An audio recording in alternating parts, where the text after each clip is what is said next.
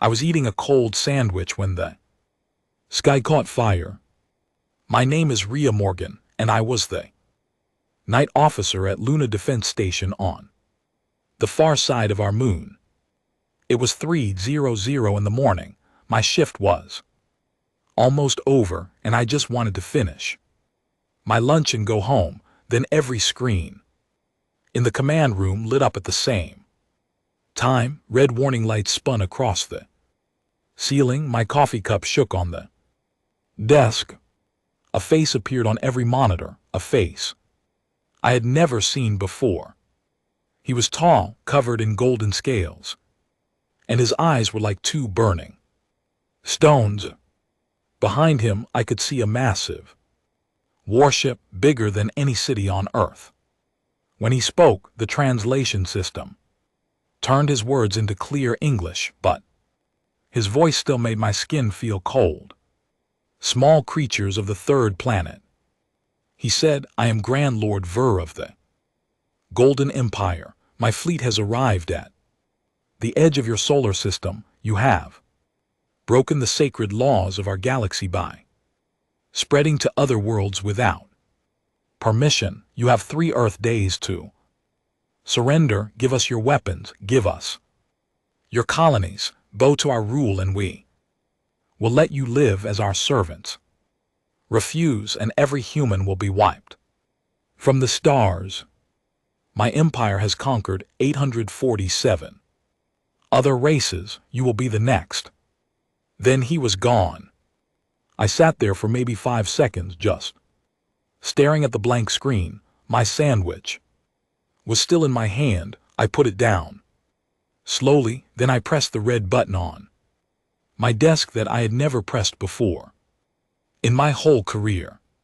The emergency line rang straight through to General Ademi in Geneva.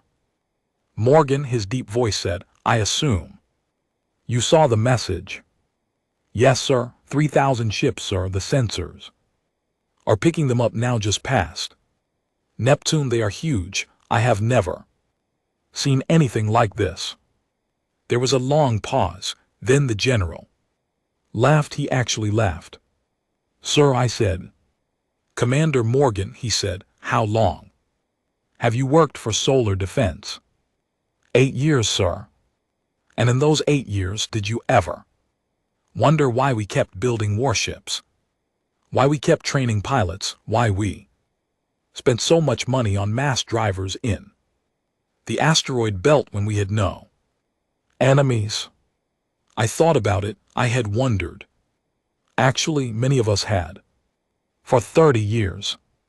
Ever since the peaceful Kelty traders made first contact with Earth, humanity had been quietly building up ship after ship, weapon after weapon, base after base, and people always asked the same question: why? The aliens we had met were friendly. There was no threat. I did wonder, sir, I said. Well, Commander, tonight you have your answer. Stand down. Do nothing. Say nothing. Wait for orders. Sir, they gave us 3 days. Should we not respond? Send a reply. Start negotiations. General Ademi's voice became very quiet. Commander, listen to me carefully. We will not respond. Not now, not tomorrow. Not in 3 days. We will not play their game. Finish your sandwich and go home to sleep. When you come back tomorrow, act like nothing happened. Sir, I do not understand. You will, he said. Soon everyone will. The line went dead.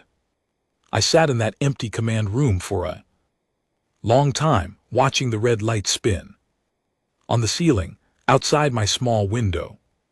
The stars looked the same as always. Cold, quiet, beautiful, but now, somewhere out there past Neptune, 3,000 warships were floating in the dark, waiting for our answer. And we were going to give them nothing. When I finally stood up, my legs felt shaky. I walked down the long hallway to the crew quarters. My friend Oliver was just waking up for his morning shift. He smiled at me, rubbing his eyes. "Rough night?" he asked. "You could say that. Anything interesting happen?" I almost told him, I almost said, "Everything."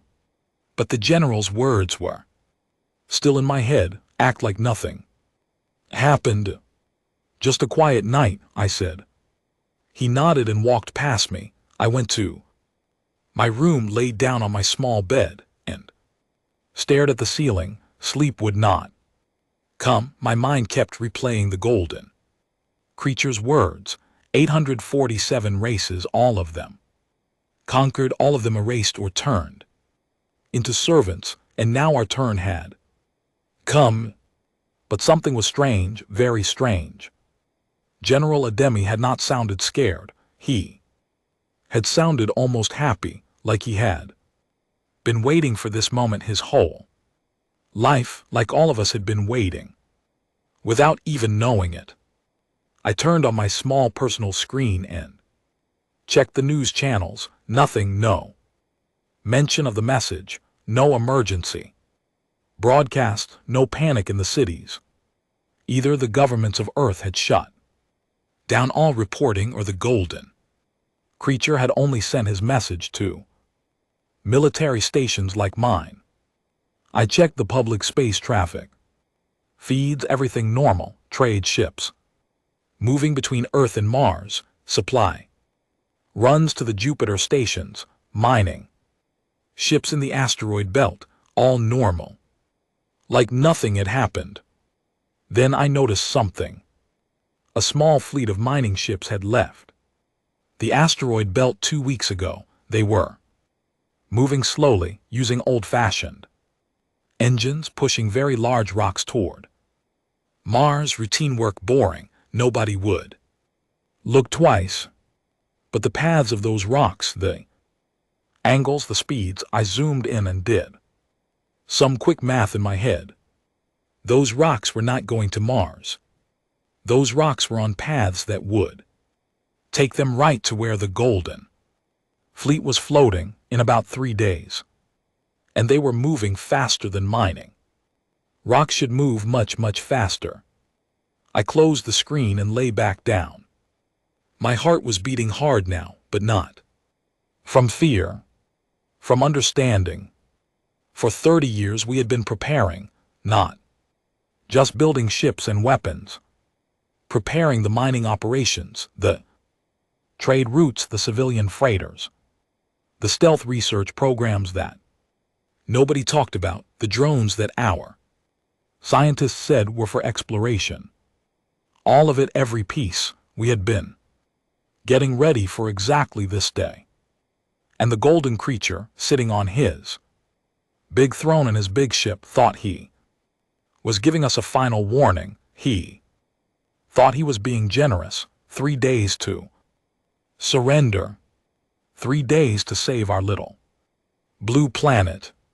He did not know that 3 days was exactly the time we needed. I finally smiled, a small smile in the dark. Then I did something I had not expected. I closed my eyes and fell asleep, deep, peaceful sleep, the best sleep I had in months.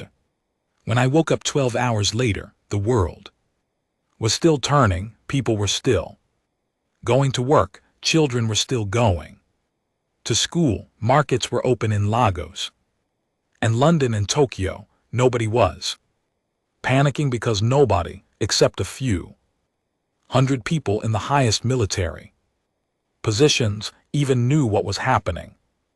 I made myself breakfast, got dressed in my uniform, and walked back to the command center for my next shift. Oliver was just finishing up. He yawned. "Anything exciting?" I asked him. "Nope. Quietest day I have had in weeks." "Strange, actually. Usually we get at least a few calls from the mining fleets, but today nothing. It is like everyone went quiet at the same time."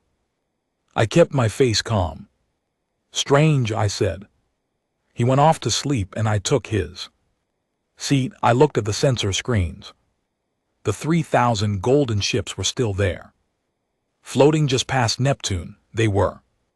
Waiting for us to respond, waiting for our diplomatic team, waiting for our champion fleet, waiting for our formal surrender. And we were giving them silence. Beautiful, total, deadly silence. I pulled out a fresh sandwich, the same cold ham and cheese I liked, and took a slow bite. Somewhere out there, the Grand Lord of the Golden Empire was starting to get angry. I could almost feel it. His 3-day clock was ticking, and he had received exactly 0 response from the primitive apes of the 3rd planet. Good, I thought. Let him get angry. Let him get frustrated. Let him lose his patience and his pride and his precious sacred rules one by one as he sits in the dark waiting for an answer that will never come. Because when the 3 days end, he is going to learn something that 847 other races never had the chance to teach him. Humans do not fight wars the way the galaxy fights wars. We fight them to finish them. And we have been ready for a very long time. I watched the countdown on my screen with a strange calm in my chest. 72 hours, that was what the Grand Lord had given us, 3 full Earth days to surrender or face total destruction. It was now hour 63, only 9 hours left. And across the whole solar system, humanity was doing absolutely nothing that the Golden Empire could see.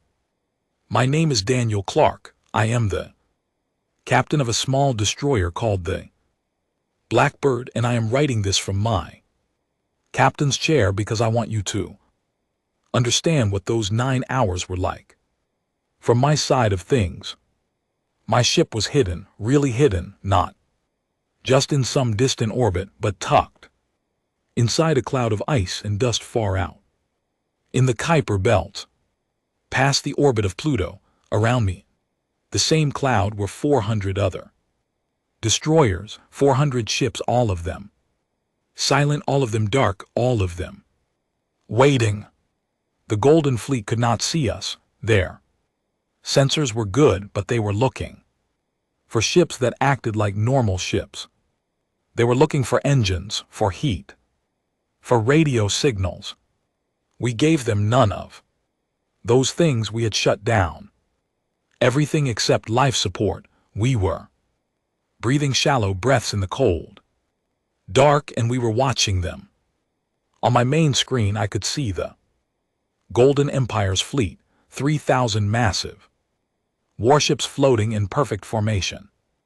Just past Neptune, they looked like a wall of metal mountains. Each one was big enough to destroy a city. Together, they were big enough to destroy a planet, and they were waiting very politely for us to send our champion fleet out to meet them for a ritual battle. We were not going to send anything. A message came through my quiet communication line from High Command. Just one short sentence. Hold position, hold silence, the clock is almost done. I nodded to my crew, though they could not see me on the dark bridge. My first officer, a woman named Grace Fielding, was sitting next to me. She had her hands folded in her lap, very still. She had not spoken in 3 hours. None of us had. What we were doing felt wrong in a way. For thousands of years, humans had believed in certain ideas about conflict. You face your enemy, you warn them, you give them a chance, you fight them with honor. But the people who had taught me those ideas had never faced a force that could erase every human from the galaxy with a single command. They had never faced the Golden Empire. So we had thrown those ideas away. I watched the sensors. The Golden Empire had been sending us messages for 3 days. Now, at first, their messages were formal, proud, arrogant even. Primitive creatures, respond to our declaration. Send your representatives to our flagship. Where is your champion fleet? Then as the hours passed and we gave them nothing, the messages changed. You dishonor your species with this. Silence. Respond, or you will be remembered as cowards across the stars. This is your final warning. Respond. Immediately. We did not respond. Instead, we did things they could not see. 200 stealth drones were already inside. Their fleet, they had drifted in over the past 2 weeks, one at a time, piece by piece, powered down and covered in special materials that made them invisible to golden sensors. They were mapping every ship, every weak point, every crew movement. They were learning, they were waiting for their signal. The asteroid belt, hundreds of large rocks were now on their final trajectories, huge ones. Some with the size of small cities, they had been pushed slowly over months by old mining engines that put out very low energy signatures. The Golden Empire had watched some of them drift by and had assumed they were just debris. They did not notice that every single one of those rocks was pointed at a precise location near Neptune, and every single one was traveling at speeds that should not be possible. On Mars, the old passenger ships at the colony docks had been quietly changed. Some of their seats had been removed. New equipment had been installed in the cargo holds. The ships looked the same. From the outside, their engines sounded normal, but they were not passenger ships anymore. They were something else. And around Earth itself, thousands of civilian satellites had changed their orbits in the last few days very slowly. Regular people did not notice. Trade ships did not notice, but if you looked at them from above, and if you knew what you were looking for, you would see that they had formed a perfect layered defense net around the home planet. Everything was ready. Everything had been ready for 30 years. Grace finally spoke next to me. Her voice was quiet. Captain, do you think they know? Even a little bit. I thought about it, then I shook my head. No, I said, they do not know. They cannot know. Their entire history has been full of easy victories. Every race that came before us played the game their way. They fought with honor. They respected ceremony. They surrendered when they lost. The Golden Empire has never met anyone who refuses to play. They do not have a word in their language for what we are doing. And what are we doing? She asked. I looked at her. We are waiting. She smiled a small, tired smile. The whole species waiting. The whole species. At hour 71, the final message came from the Golden Empire. The Grand Lord himself appeared on every screen in the solar system again. His golden scales looked less shiny now. His eyes were darker, angrier. Humans, he hissed, your silence is an act of war. Your dishonor is an act of war. You have spit on the sacred laws of the galaxy. You will now learn what happens to species who refuse the mercy of the Golden Empire. In 1 hour, my fleet will advance. Your planet will burn. Your colonies will be broken. Your name will be forgotten. This is your final moment. Respond now or be ended. The message ended. And then, for the first time in 3 days, humanity replied. It was not General Ademi who answered. It was not the Secretary General of the United Nations. It was not a fleet admiral or a diplomat. It was a woman named Lucy Hall. She was a 31-year-old history teacher from a Small town in Ireland, she had been chosen by a random computer program from every adult on Earth. Her only job was to read the message that had been written for her. She sat in a simple office. She wore simple green sweater. Her hair was tied back. She was drinking tea. She looked right into the camera and spoke in a calm, ordinary voice, as if she were teaching a class. "Hello, Grand Lord. Sorry for the late reply. We have been busy. We got your messages, but honestly, we decided not to respond to any of them. Your rules, your ceremonies, your sacred laws, your champion fleets, your surrender protocols, we find all of that very boring, so we skipped it. You can do whatever you want now. We are ready." She took a small sip of her tea. "Oh, and one more thing. You said we will be remembered as cowards across the stars. That is fine. We are not really worried about how we are remembered, because after today there will not be anyone left who remembers the Golden Empire at all. Goodbye." She turned off the camera. For a long moment the solar system was completely silent.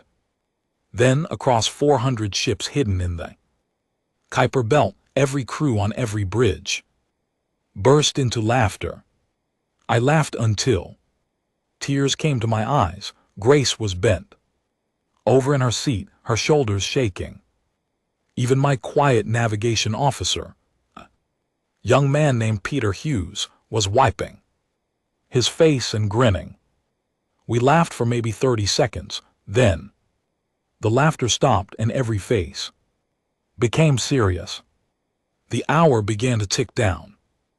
On the Grand Lord's flagship, I later learned there was pure chaos. Officers shouting, translators checking and rechecking what Lucy Hall had said, military advisors trying to understand if this was some new human ritual, some hidden challenge, some coded message. They did not understand. They could not understand. A random teacher, a cup of tea, and a polite goodbye. It did not fit anywhere in their long history of war. Their sacred rules had no space for it. The Grand Lord, I am told, screamed for 10 straight minutes. Then he gave the order to advance. 3,000 warships began to move toward the inner solar system, slowly, ceremonially, in perfect formation. They came like a great parade. They expected us to come out to meet them somewhere near Jupiter, where battles between civilized races were traditionally held. They expected flags, announcements, opening challenges. They expected a dance. We were not going to dance. The moment their engines lit up, everything changed for us. Across 400 hidden destroyers, lights came on. Engines warmed up quietly, weapons primed. The drones inside their fleet woke up. The rocks in the asteroid belt were now only minutes away. The civilian ships on Mars launched one after another, thousands of them, carrying no passengers. The satellites around Earth activated their hidden systems. Grace looked at me. "Captain," she said, "orders." I touched the small photo of my daughter, taped to my console. She was 6 years old, smiling in a blue dress, holding a toy star. I had not seen her in 4 months.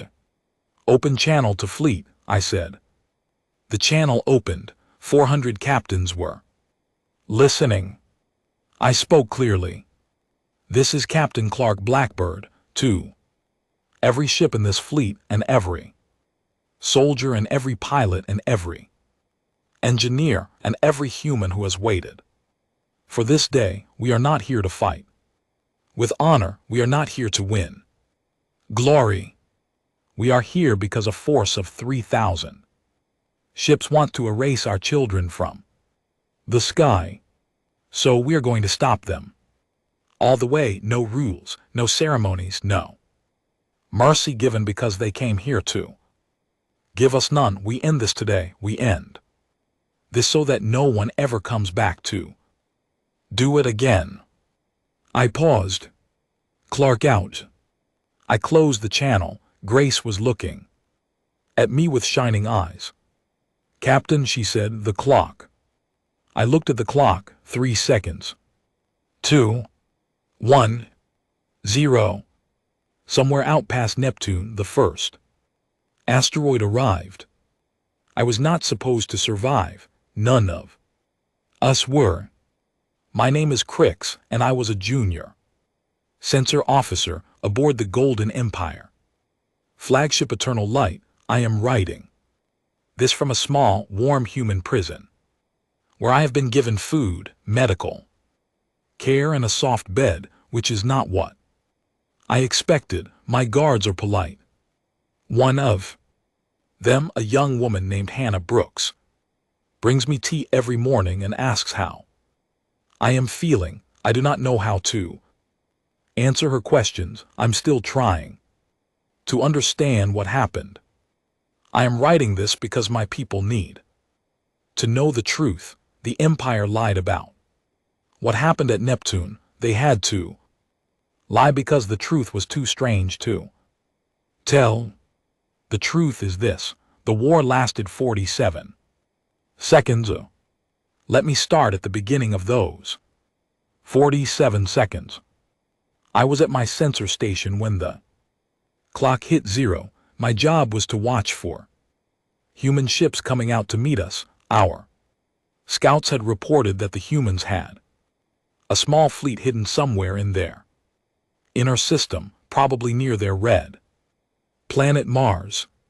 Grand Lord Ver expected them to come out in proper formation, fly to the traditional battle point near the giant gas planet they called Jupiter, and begin ceremonial combat. So I was looking toward Jupiter. That was my mistake. That was everyone's mistake.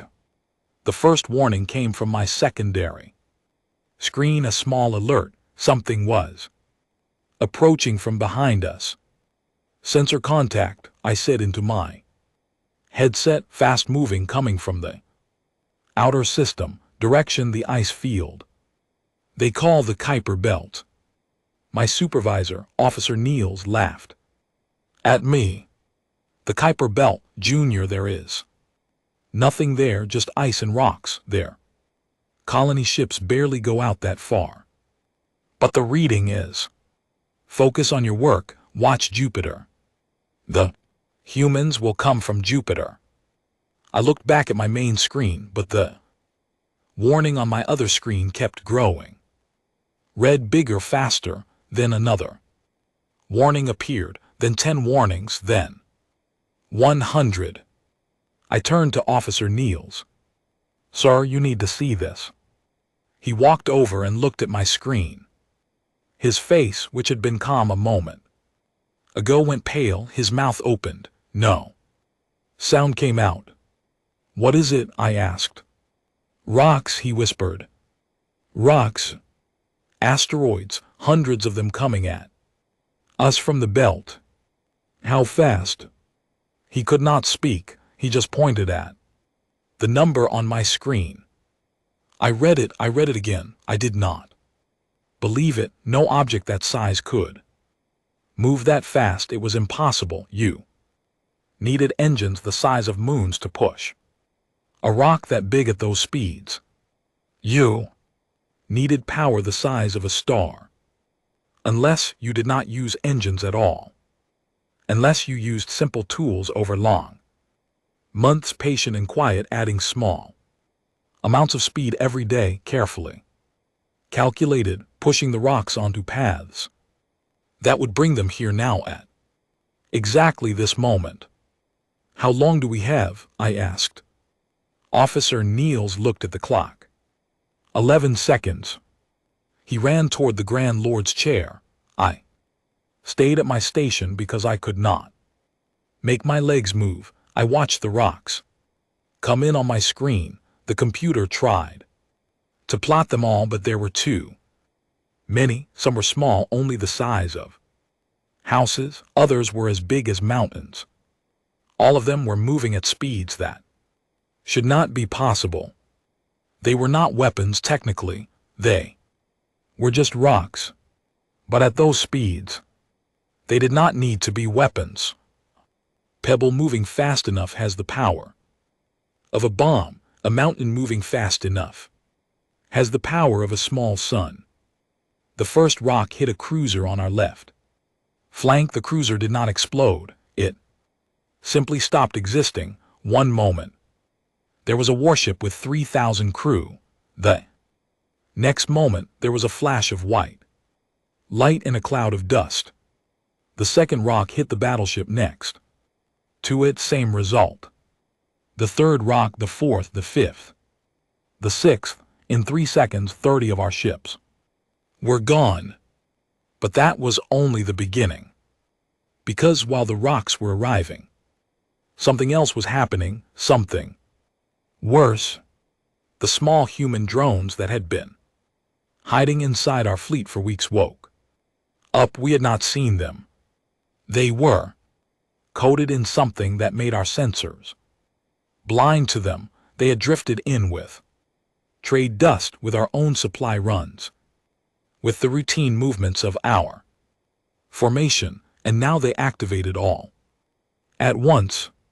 They did not attack us. They did something worse. They began sending out a strong jamming signal. Every sensor on every Golden Empire ship went dark. Every communication line filled with static. Every targeting system lost its luck. We were suddenly blind. 3,000 ships floating in space could not see each other, could not see the enemy, could not see the rocks still coming. I heard the Grand Lord shouting on the bridge, "What is happening? Where is the enemy? Show me the enemy." There was no enemy to show, not in the way he understood. The humans had not sent a fleet. They had sent physics. In the darkness of my broken sensor screen, I saw flashes, more rocks hitting more ships. Each flash was a battleship dying.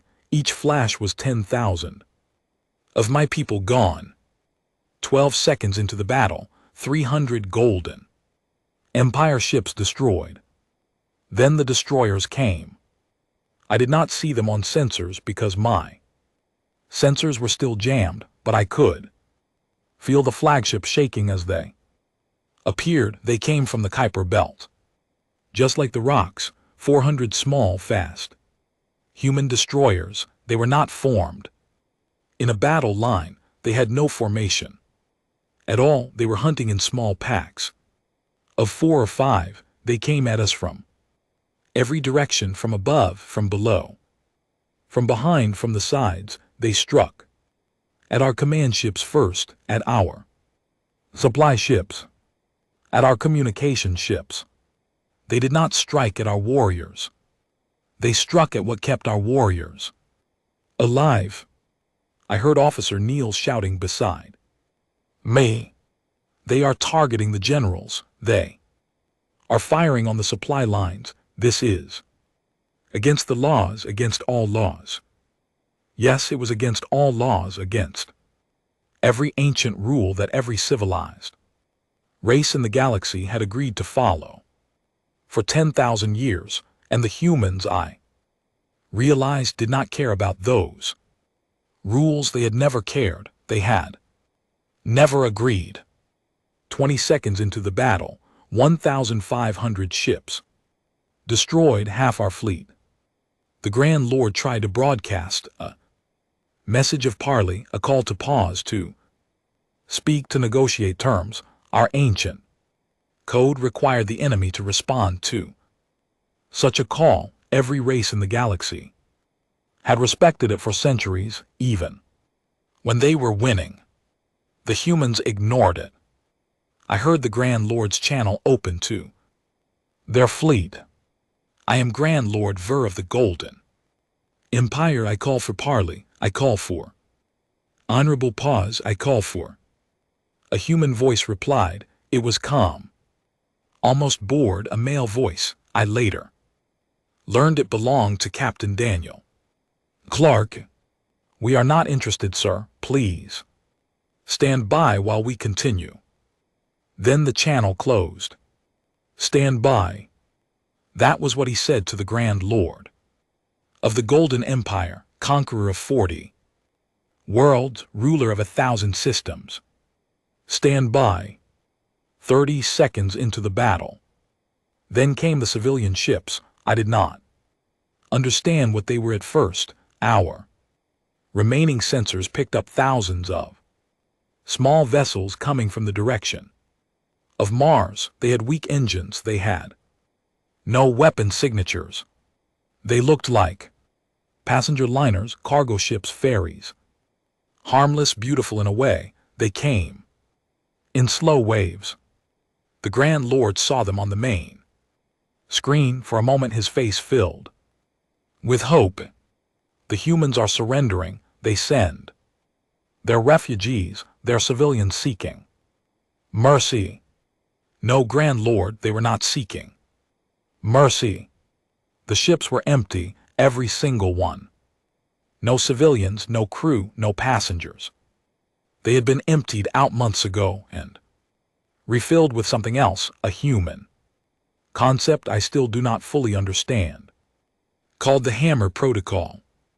When the first ships reached our formation, they lit up like stars and released everything they carried into our ranks. The Grand Lord's flagship did not take a direct hit, but 3 of the massive ships beside us vanished instantly.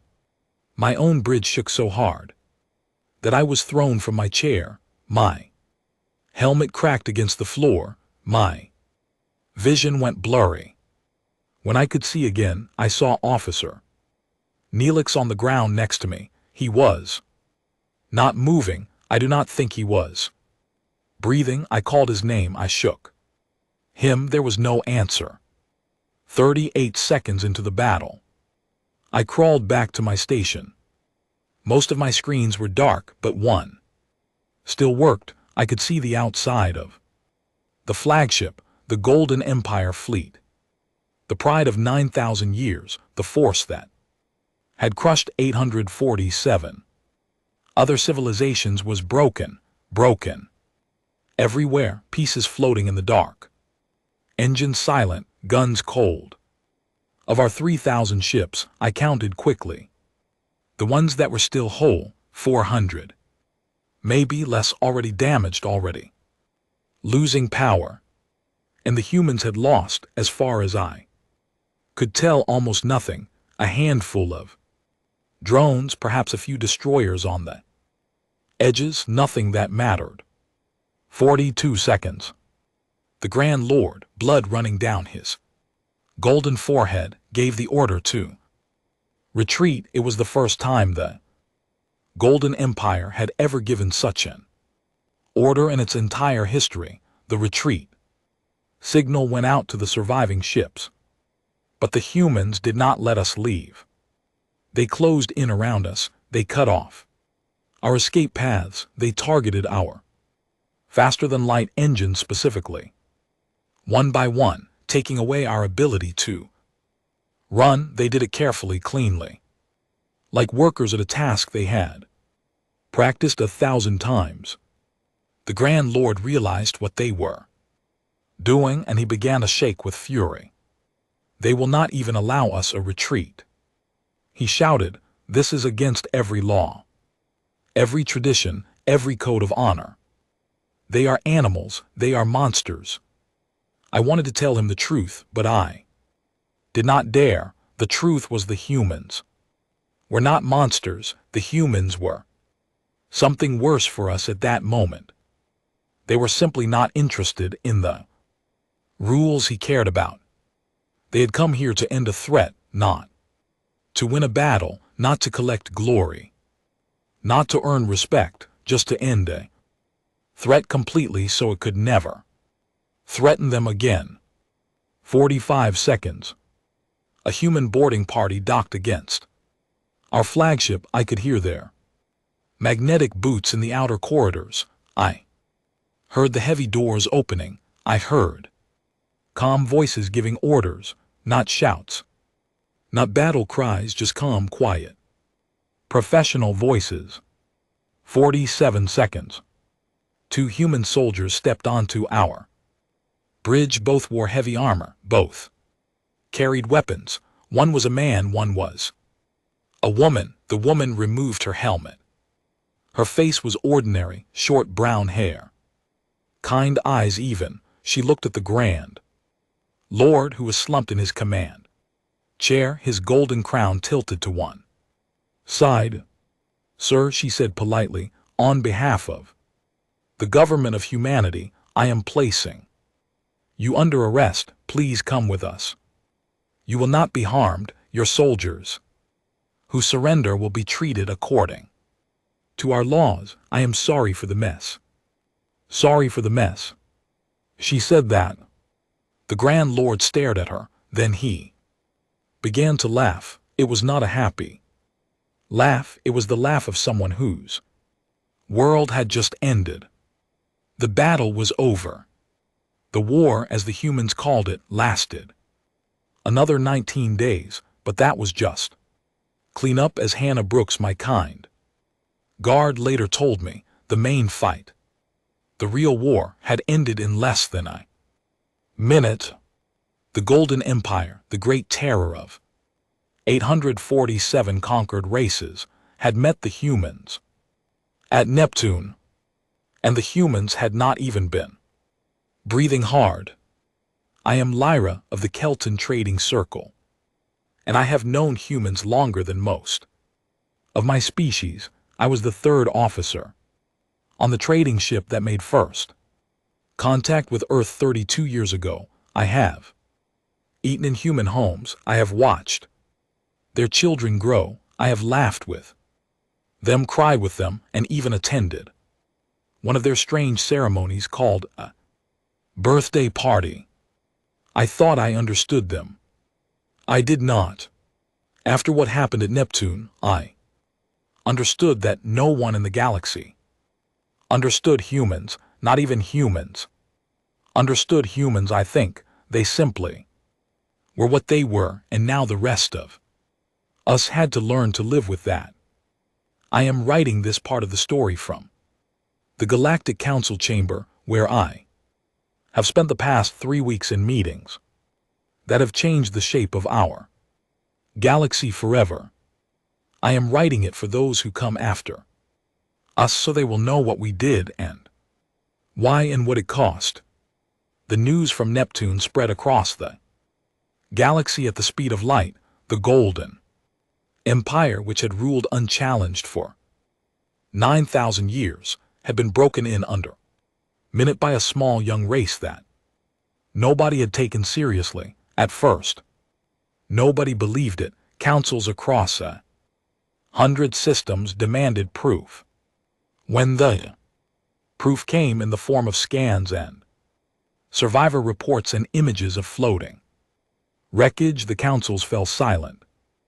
Then came something worse. The humans did not stop at Neptune.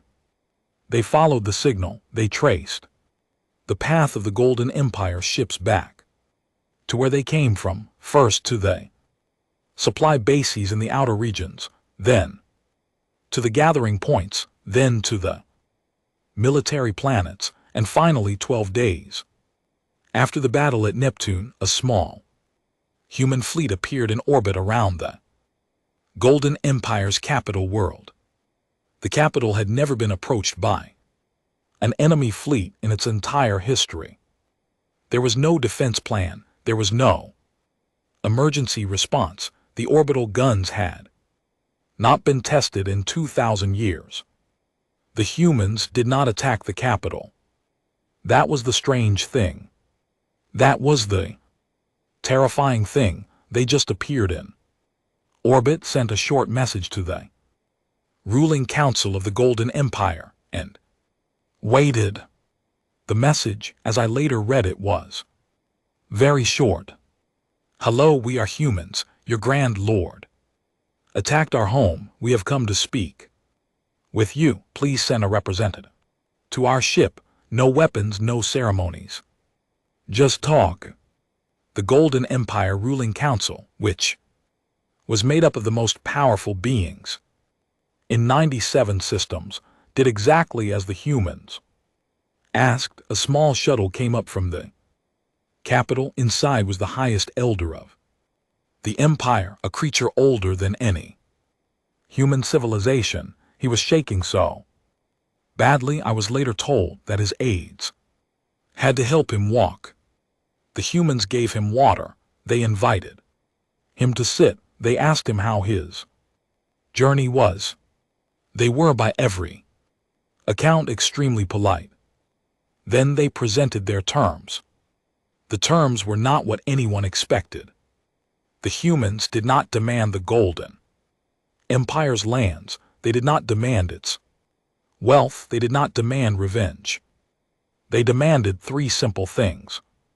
First, the Golden Empire would disarm its military. All warships would be melted down. All weapons factories would be closed.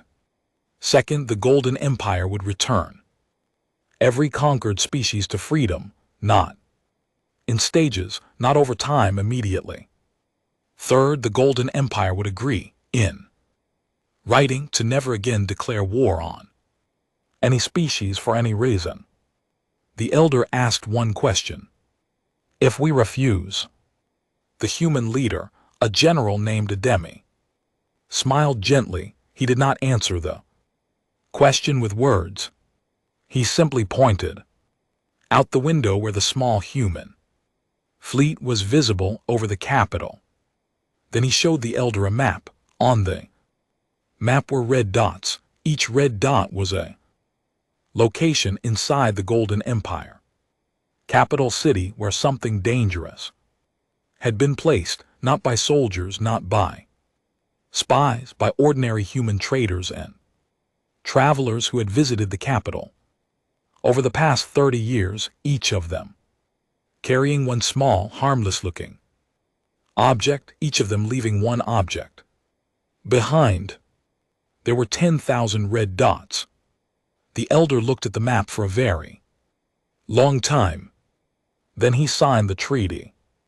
When the news reached the Galactic Council, a panic spread that I had never felt before in all my years of service. The council immediately called an emergency session. Every member species sent their highest leaders. The chamber, which normally held about 600 delegates, was packed with nearly 2,000. Every race wanted to be there. Every race wanted to understand what had just happened. I was chosen to speak for the Kelton people. My species had been humanity's first and closest friend. The council wanted to know what we knew. They wanted to know what the humans really were. The Archon of the ancient Thuris Council rose first. His race was the oldest in the galaxy, older even than the Golden Empire had been. His voice was deep and slow. We have watched the younger races rise and fall for 100,000 years, he said. Never have we seen anything like what the humans have done. In under 1 month, a single small species has broken the largest empire in recorded history. We must understand how this was possible. We must understand what they are, and we must decide what to do about them. Voices shouted from every corner of the chamber. Some cried for containment.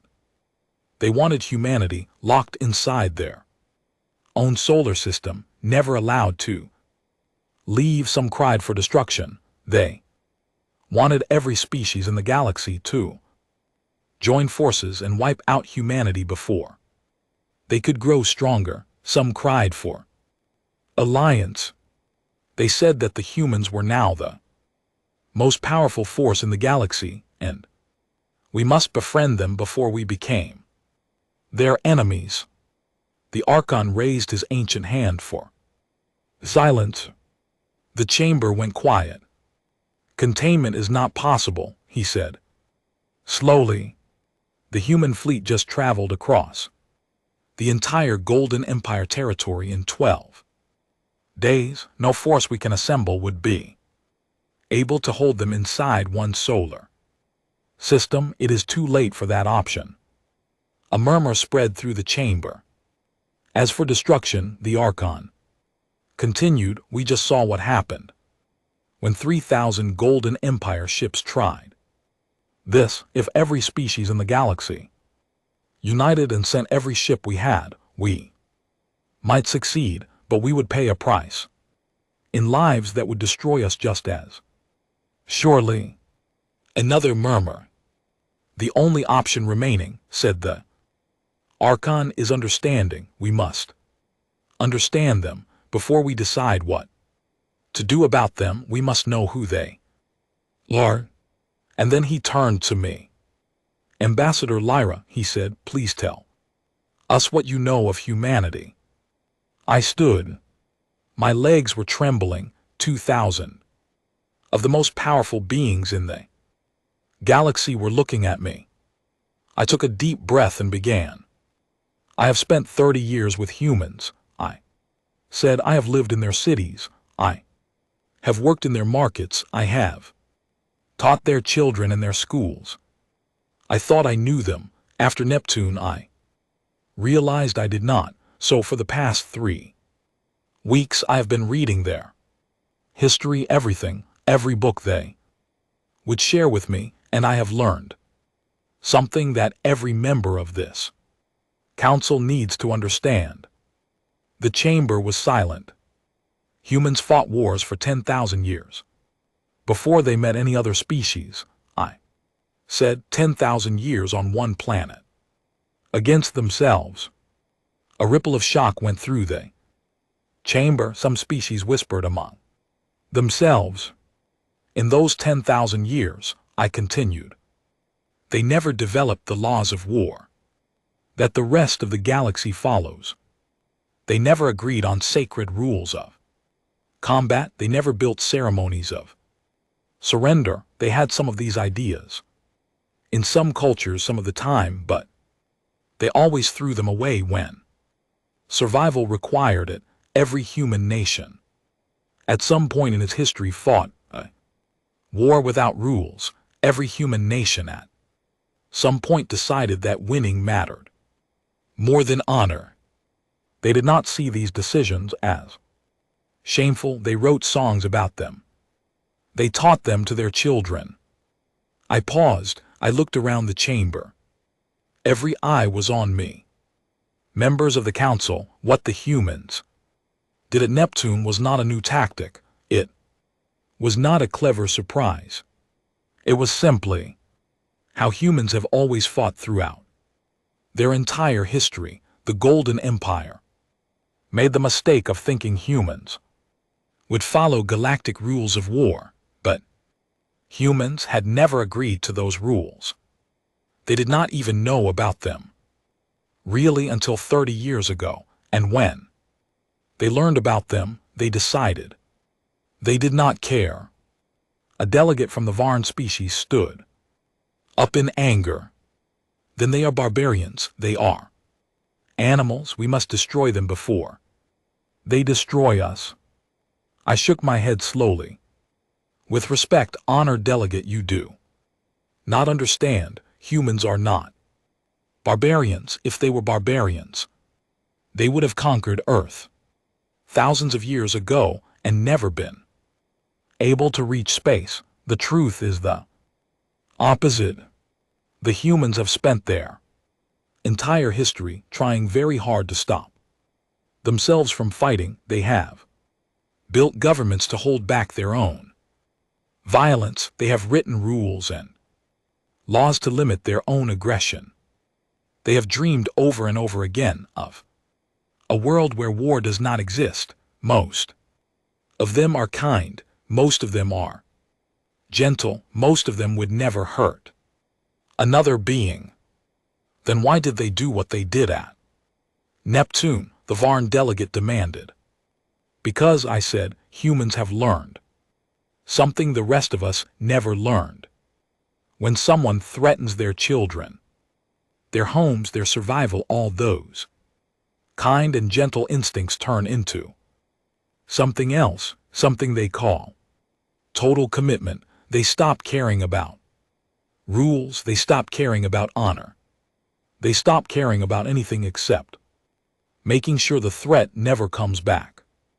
And when that happens, they are the most dangerous beings in this galaxy. The chamber was very quiet now. The Golden Empire threatened their children, I said. The Golden Empire promised to erase their species, and so the humans did what they have always done when their survival is on the line. They stopped being polite. The Archon nodded slowly. What do you propose, Ambassador? I looked around the chamber at all those worried, angry, frightened faces. I propose peace, I said. The humans have not asked for anything from any of us. They have not demanded tribute. They have not claimed territory. They defeated the Golden Empire, and then, instead of taking the Empire's wealth and power for themselves, they freed the conquered species and went home. Does that sound like the behavior of a conquering race to you? A ripple went through the chamber. The humans are not here to rule us, I said. They do not want to rule us. They want to be left alone. They want to trade. They want to explore. They want to live their lives. If we treat them with respect, they will be the greatest friends this galaxy has ever known. If we threaten them, we will share the fate of the Golden Empire. I sat down. The debate continued for 3 more days. Some delegates still cried for war, some still cried for containment, but in the end the council voted. By a margin of 4-1, they agreed to invite humanity into the galactic community as a full and equal member. When the vote was done, I was sent as the messenger. I traveled to Earth for the first time in 2 years. My ship landed at a port in the city they called Geneva. General Ademi himself met me at the landing pad. He had grown older. His hair was more gray than I remembered, but his eyes were the same, kind, tired, patient. Ambassador Lyra, he said, taking my hand in the human way, welcome back to Earth. General, I said, I come with a message from the Galactic Council. I gave him the formal document. He read it slowly. When he finished, he looked up at me. We accept, he said simply. That is all? I asked. No conditions? No demands? He shook his head. We never wanted to fight anyone, Ambassador. We only wanted to live. Galaxy has decided to let us live. That is enough. He smiled. Now, he said, would you like some tea? I think the worst is over. I would like to sit and talk, not as a general and an ambassador, but as 2 old friends who have been through something difficult. I looked at him. I looked at his tired, hopeful, deeply ordinary human face, and I understood for the first time why the galaxy was going to be safe in their hands. My name is Rhea Morgan, and this is the end of my story. It has been 10 years since that night when I ate a cold sandwich in my small office on the moon and watched a golden creature on my screen promise to erase my species from the stars. 10 years since the silence. 10 years since Neptune. 10 years since Lucy Hall drank her tea and said goodbye to the Grand Lord. A lot has changed. I am Admiral Morgan now. They promoted me for reasons I still do not fully agree with. I did not fight at Neptune. I was only the night officer who saw the first message, but General Ademi, when he retired, told the government that I had kept my head that night, and that mattered, so they put stars on my uniform, and now I command the flagship of the Human Defense Fleet, a ship called the Bright Morning. I am writing this from the observation deck of my ship, which is currently in orbit over Earth. Below me, I can see the lights of cities. Mumbai is glowing, Buenos Aires is glowing, Cairo is glowing, 7 billion humans living their ordinary lives, mostly unaware of what happened a decade ago, mostly unaware of how close we all came to ending.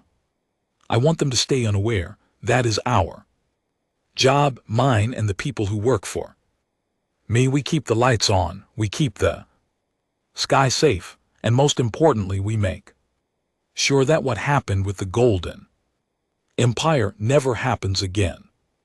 The first few years after Neptune were strange. The galaxy had voted to accept humanity, but everyone was still scared of us. Nobody wanted to visit Earth. Trade came in very slowly. Alien ambassadors were polite but distant, like people at a funeral who do not quite know what to say. We understood. We waited, we smiled and made tea and gave speeches about peace, and slowly, one species at a time, the fear began to fade. The Kelton traders, always our friends, came first, then a few smaller races who had been conquered by the Golden Empire and who now owed us their freedom.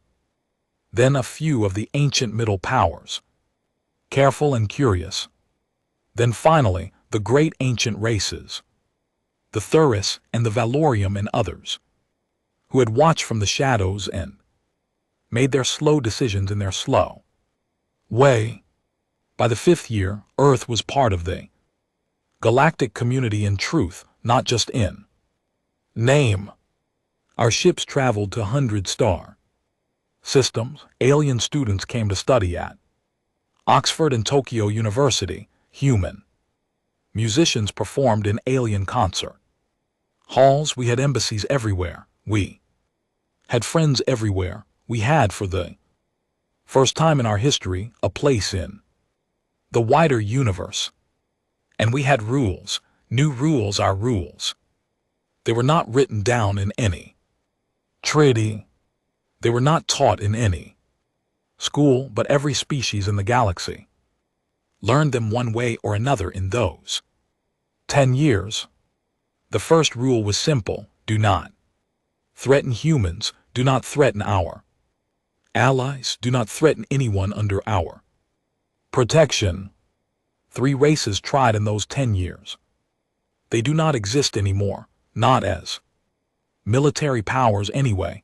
Their citizens are still alive. Most of them are doing fine, in fact, but their governments are gone, their armies are gone, their leaders are gone. In their place, we helped set up new systems chosen by their own people, led by those who had been peaceful before. It was not conquest exactly, it was something the galaxy had never seen before and had no word for. The humans called it cleaning up. The other species simply called it what the humans do.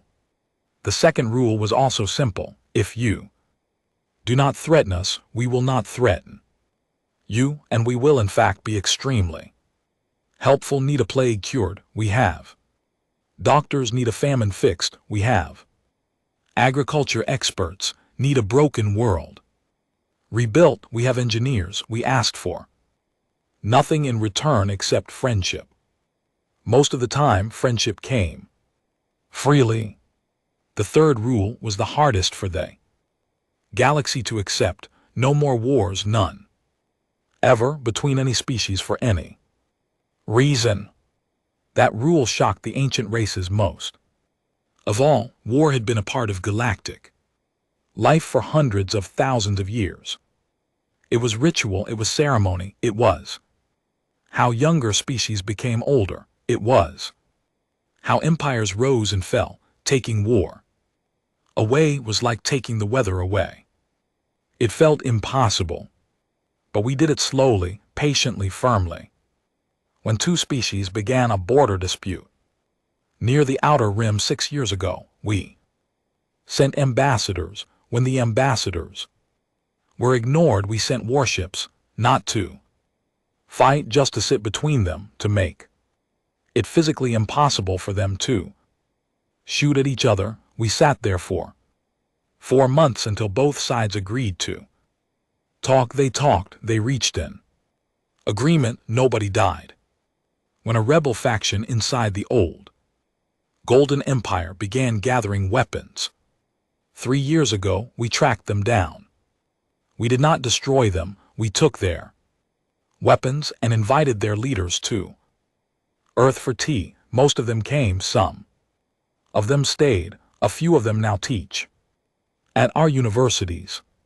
Slowly, the galaxy realized that we were serious. There would not be any more big wars. There would not be any more conquests. There would not be any more ritual battles between champion fleets. Those days were done, not because we had convinced anyone with arguments, but because we had built a new reality, one quiet intervention at a time. Some species still resent us for it. They say we took away something sacred. They say we destroyed the ancient cycle. They say we are arrogant young upstarts who do not understand the ways of the galaxy. Maybe they are right, I do not know. What I know is this: in the 10 years since Neptune, no child has been orphaned by war, no city has been burned by enemy ships, no species has been enslaved or erased. For the first time in galactic memory, the stars are quiet. Not because there is nothing happening. 1,000 species are building, creating, loving, growing, but because the thing that used to happen between them, the thing called war, has stopped. We stopped it. Not because we are better than anyone else, not because we are wiser, not because we love peace more than any other species. We stopped it because we had seen what war actually was in our long, hard history on our small blue world, and we had decided as a species that we would never allow it to happen to us or to anyone we cared about again. I want to tell you about one conversation before I end this story. It happened last week. It changed me, and I think it will explain a lot. I was at a reception on Earth, a formal event for the 10-year anniversary of the Neptune engagement. Many alien ambassadors attended. Many human leaders attended. There was good food and quiet music and long, polite speeches. At the end of the evening, I found myself standing by a window looking out at the garden. An old Golden Empire officer came up beside me. I recognized him. His name was Crix. He had been at Neptune on the Grand Lord's flagship. He had written a famous book about the battle. From his side, he now taught at our military college, helping young human officers understand how the galaxy thought. He was old now. His golden scales had faded to a soft bronze. He walked with a cane. "Admiral Morgan," he said in his careful, accented voice. "Professor Crix," I said, "it is good to see you." We stood together in silence for a while, looking at the garden. Then he asked me a question I had been waiting 10 years to be asked. "Admiral, may I ask you something as a historian? Please. Was it always going to be this way? From the moment we declared war, was the outcome already decided? Was there any path, any choice we could have made that would have led somewhere other than what Happened. I thought about it for a long time. Really thought. Professor, I said finally, I think if your Grand Lord had landed at the United Nations in Geneva and said, we need to talk about some tension between our peoples, we would have talked. If he had said, we want to establish trade rules, we would have made rules. If he had said, we are worried about your expansion and we would like to discuss it, we would have discussed it. Humans love to talk, Professor. We talk for years about the smallest things. We would have talked with you. We would have found something. We might even have become friends. I looked at him. But your Grand Lord did not come to talk. He came to demand our surrender. He gave us 3 days. He said we would be the 848th race. He said our children would serve his people. Once he said those words, there was no other path. Not because we planned it that way. Because that is who we are. When someone threatens our children, we do not negotiate. We do not compromise. We do not ask for terms. We do whatever we have to do. And then we go home and hug our children and pretend the dark thing did not happen. Crix nodded slowly. So the war was not inevitable. Only our failure to avoid war was inevitable, given how we began. Yes. He was quiet for a long time. Then he asked another question. Admiral, do you ever feel regret for what happened at Neptune, for everything after? I thought about that too. I thought about the 3,000 Golden Empire ships, about the crew on those ships, about the families those crew members had, about the mothers and fathers and children waiting on the capital world for loved ones who did not come home. Yes, Professor, I said softly, I feel regret every day. We all do. I know the story people tell that humans are cold, that we do not care, that we did what we did without feeling. That is not true. We felt every moment of it. We still feel it. There are monuments on Earth now to the crews of the Golden Empire ships. They are small monuments in quiet places, but they are there. We remember. He looked at me with wet eyes. Thank you, he said. For what? For telling me that. We stood in silence again. After a while he spoke once more. Admiral, one last question. What happens next for humanity, for the galaxy, now that we are in this new age? What is the next chapter? I smiled. I do not know, Professor. That is the truth. We did what we had to do. We kept our species alive. We helped the galaxy find a kind of peace. Now we are learning how to live with what we have built. Some days it is hard. Some days humans get into arguments with alien neighbors about noise complaints and trade tariffs and very small things. And I think this is wonderful. These are the problems we should have. Small problems. Human problems, alien problems, problems of peace. I looked up at the stars, which were just beginning to appear above the garden. Whatever comes next, Professor, I think it will be okay. I think we are finally learning how to be a species that does not have to fight to exist. That is a new thing for us. It is going to take some practice. He laughed, a dry, tired, warm laugh. Admiral, I am 300 years old, and I have learned one thing in my long life. The hardest lessons are always the best ones. He patted my arm with his old, scaled hand. Good night, Admiral Morgan. Good night, Professor. He walked away slowly with his cane, tapping softly on the stone floor. I stood at the window for a long time. After that, looking at the garden and the sky, I thought about my daughter who was now 16, tall and clever, and not impressed by the fact that her mother was an admiral. I thought about Lucy Hall, who still taught history in her small Irish town, and who had politely refused every award anyone had ever tried to give her. I thought about General Adami, who had died 2 years ago in his sleep, peacefully after a long walk in his garden.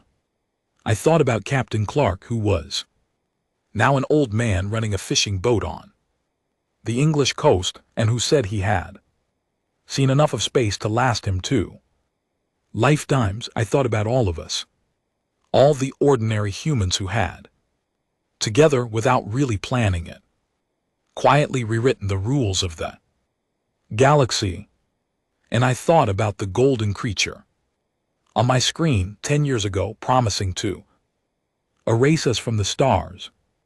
He had been so confident, so proud, so certain that he knew how things would go. He had conquered 847 races, and he was certain he would conquer us. He had not understood, he could not have understood, the galaxy had never seen species quite like us.